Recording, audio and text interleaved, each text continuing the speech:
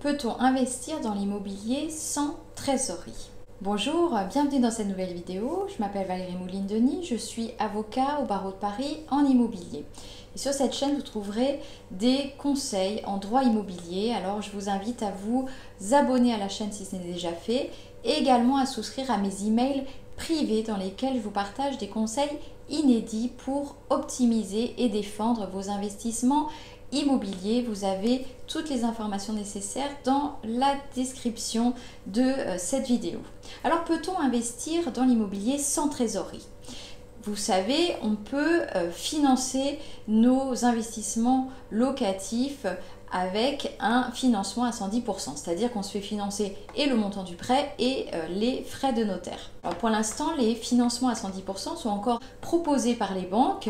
Alors pourquoi ne pas en profiter, même quand on n'a pas de trésorerie? Peut-on investir de manière rentable, bien évidemment, et sans difficulté particulière, même quand on n'a pas de trésorerie? Eh bien, le souci, c'est que ne pas avoir de trésorerie de côté, c'est ne pas pouvoir faire face à un imprévu.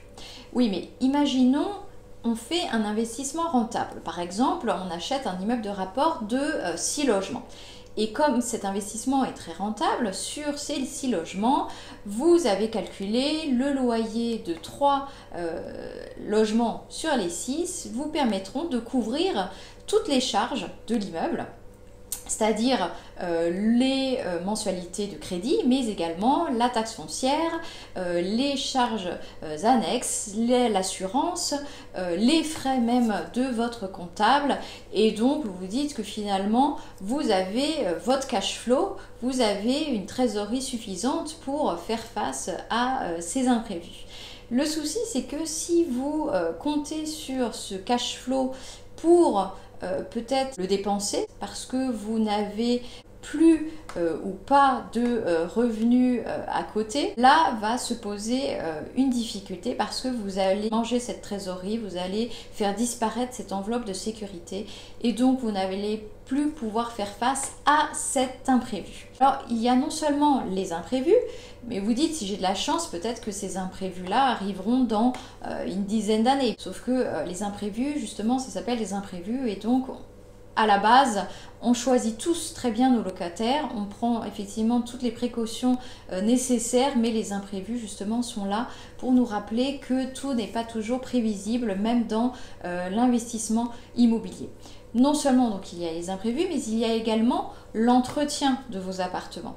Parce que quand vous louez des appartements, en tant que propriétaire bailleur, vous avez des obligations. Vous avez notamment l'obligation de délivrance d'un logement décent. Et le terme décent n'est pas un terme courant, c'est un terme juridique qui correspond à certaines obligations précises. Donc votre logement doit répondre à certains critères. Il est donc important d'entretenir vos logements et votre immeuble pendant toute la durée de la détention du bien et vous ne souhaitez sans doute pas avoir des difficultés avec la mairie ou avec votre locataire qui pourrait déclencher une procédure d'insalubrité, d'indécence ou quoi que ce soit d'autre, ou même vous retrouver avec un arrêté de péril sur votre immeuble.